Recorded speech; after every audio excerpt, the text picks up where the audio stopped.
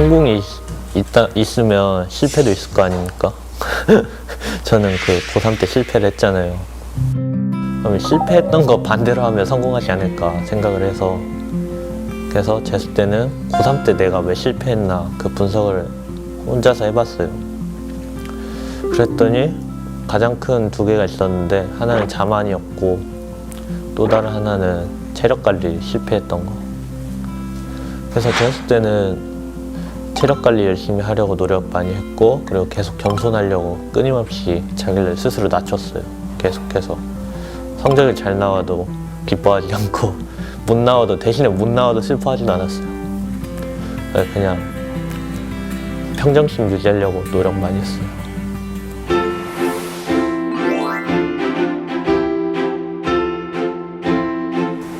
고3 때는 그냥 아무런 생각 없이, 별 계획 없이 그냥 문제만 많이 풀었어요.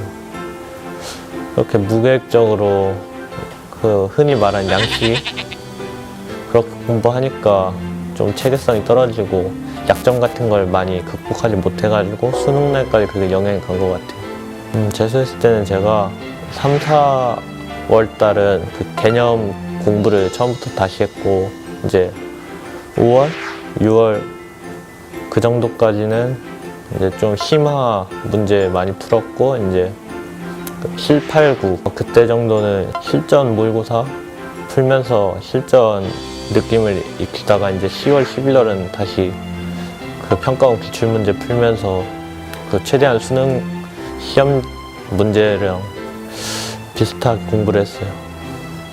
어쨌든 저희가 보는 거는 그 평가원이 내는 문제란 말이에요. 그렇기 때문에 평가원 모의고사랑 수능 기출문제를 수능 보기 전 11월 달 그때는 그것만 봤어요.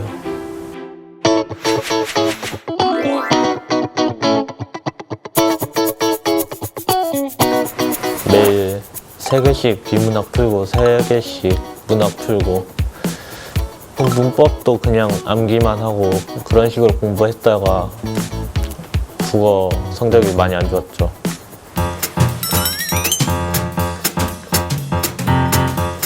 그래서 재수 때는 열심히 하기보다는 잘하려고 노력을 많이 했어요. 그러니까 열심히 한다는 거는 그냥 문제만 많이 푼다는 뜻이거든요, 거의. 남들은 비문학 시문 뭐 하루에 3개씩, 5개씩 본다는데 전 딱 2개 정도? 대신에 2개를 보는데 한 4, 50분 걸렸어요. 왜냐면 깊게 공부했거든요. 비문학을 깊게 공부하는 게 어느 정도 수준까지 돼야 되냐면, 그 지문을 읽고 그게 어떤 식으로 문제가 나올지까지 예측을 하는 수준이 돼야 이제 비문학을 제대로 공부했다라고 할 수 있는 거예요.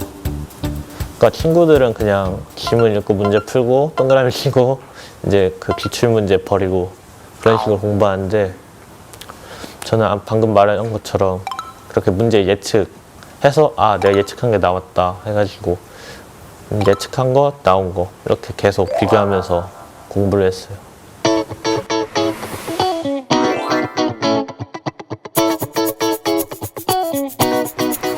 문과지만 수학을 제일 좋아했어요. 흔히들 하는 공부법 있잖아요. 고등학교 1학년, 2학년은 그냥 그 유명한 책들, 개념서 하고 문제풀이서 그런 거만 보고 내신 준비만 하다가 겨울방학 때부터 수능 그 기출문제를 보기 시작했죠. 근데 기출문제는 반복해서 풀면 풀이랑 답을 다 외워버리거든요. 그 답을 외우는 건 저는 상관이 없다고 생각하는데, 대신에 문제를 반복해서 풀 때 풀이를 최대한 다른 방식으로 여러 개 만들어서 푸는 걸 저는 그런 식으로 공부를 했어요. 풀이를 다양하게 연습을 해야 되는 이유가, 어쨌든 평가원은 어려운 문제를 낼 때 그 다양한 방식으로 풀 수 있게 문제를 내요. 근데 공부 방법으로 하나만 몰두해서 공부했던 친구들은 그 한 가지 방법이 막혔을 때 평가원이 요구했던 다른 방법, 많은 방법 중에서 다른 방법을 사용할 수 없는 거잖아요. 그러니까 평소에도 여러 방식을 익혀놓으면 그 시험 당일날도 여러 방식 이용해서 충분히 고난도 문제도 풀 수 있어요.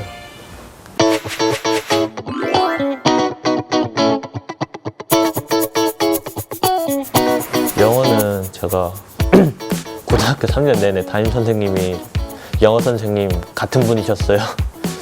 그래가지고 고1, 2 때부터 한 문제집을 엄청 많이 풀었기 때문에 그냥 영어는 그냥 기본이어서 딱히 뭔가를 하진 않았어요. 대신에 그 재수 때는 하루에 1시간? 1시간 반 그 정도만 공부를 했는데 그 다른 문제집 안 보고 EBS랑 기출문제만 봤어요. 연계교재는 한 3번? 4번? 그 정도 본 것 같고, 근데 그 정도 보면 수능날 나오면 그냥 다 느껴져요. 그래서 저는 체감 되게 많이 됐다고 생각해요.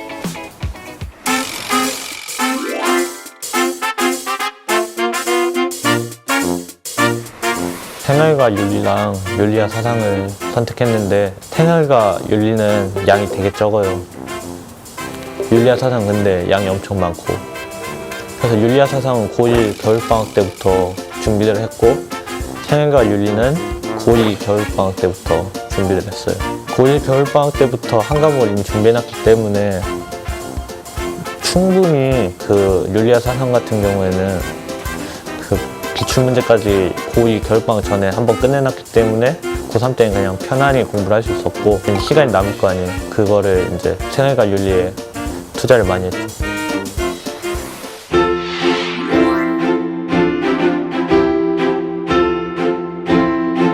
국어 비문학을 어려워하는 학생들이 많은데 제가 조금이나마 학생분들에게 도움이 되고자 저의 공부 방법을 알려드리려고 합니다. 출제자가 무조건 문제화시키는 포인트가 있는데 간략하게 5가지만 소개하겠습니다. 우선 첫 번째, X가 아니라 Y. 그리고 두 번째, X와 Y의 공통점. 세 번째, X와 Y의 차이점. 네 번째, 뭐뭐 할수록. 이건 비례관계. 그리고 5번째, 뭐뭐 하기 위해 뭐뭐 해야 한다. 이 5가지가 무조건 문제화되는 포인트입니다. 이 포인트를 지문에 한번 적용해 보도록 하겠는데요. 여기서 포인트는 작가주의는 상투적인 영화가 아닌 입장적인 스타일, 일관되게 투영하는 작품을 옹호한다. 네, 이게 첫 번째 포인트인 X가 아니라 Y.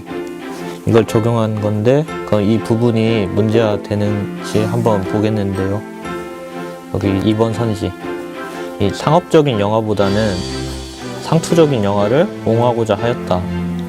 이게 적절한지 물어본 건데, 이 상투적인 영화가 아닌 감독 개인의 영화적 세계와 독창적인 스타일을 일관되게 투영하는 작품을 옹호한다고 했기 때문에 상투적인 영화도 옹호하지 않았기 때문에 이 선지는 무조건 틀렸습니다.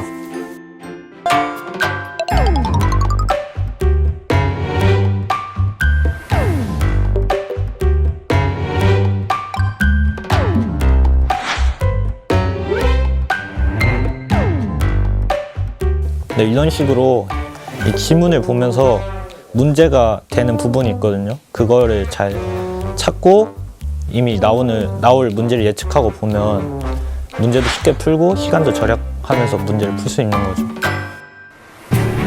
힘들고 외로운 오늘 하루도 잘 버틴 너에게 수고했다고 말할게. 얼마 안 남았으니까 끝까지 열심히 하기를 바래. 우리 함께 힘내자. 파이팅!